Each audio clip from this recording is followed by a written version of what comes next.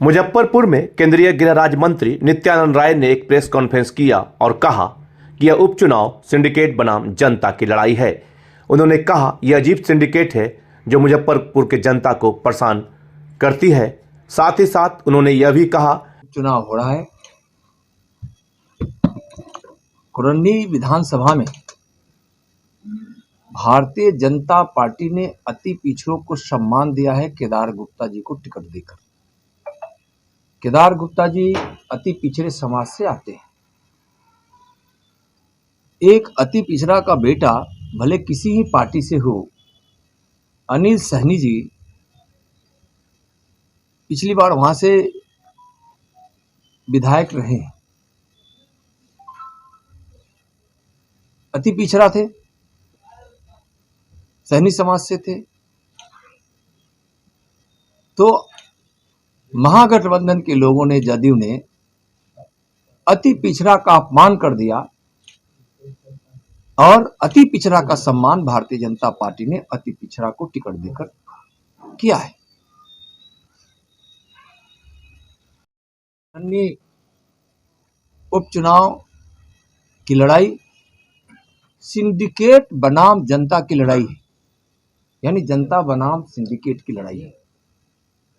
अजीब सिंडिकेट है, गलत सिंडिकेट है और उसके अत्याचार ने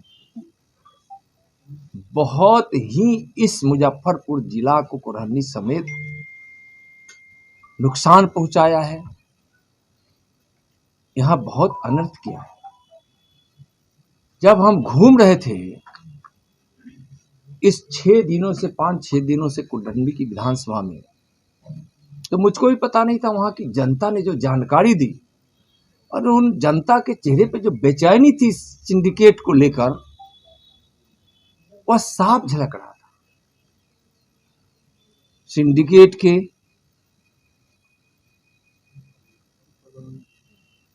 सदस्यों में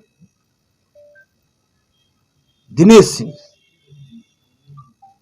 सिंडिकेट के दूसरा सरदार मनोज सिंह जी जो अभी महागठबंधन के उम्मीदवार है, और तीसरा सरदार जगेश्वर राय वैशाली जिला के माफिया है। यहां भी उनका कारोबार चलता है। मैं बड़ा स्पष्ट रूप से कहता हूं, समाज को जब कष्ट कोई पहुंचाता है तो भारतीय जनता पार्टी को कांटे की तरह उसके सीने में चुभने लगती है। और इस सिंडिकेट रूपी इस कांटे ने जो कुरहनी और मुजफ्फरपुर को जो दर्द दिया है और जनता जो उससे परेशान हुई है, भारतीय जनता पार्टी को कितने ज्यादा से ज्यादा अवैध तरीके से, चाहे वह नकली दारू का हो, चाहे वह पीडीएस की दुकान से और अधिकारियों की मिली भगत से, चाहे वह पीडीएस के माध्यम से जो गरीबों को अनाज मिलता है, 2 रुपए किलो और 3 रुपए किलो अनाज, साथ साथ कोविड के समय से अभी तक जो मुफ्त अनाज गरीबों को दिया जाता है, लोगों को जो दिया जाता है, उसमें वह पैसे की वसूली कराते हैं, किसी की जमीन की दखल कर लेते हैं, किसी को विभिन्न प्रकार के अपने उस दुर्व्यवहार से कष्ट पहुंचाते हैं। और मुझको तो पता चला इस कष्ट से कितने लोगों की जान तक चली गई, कितने लोग बीमार पड़ गए,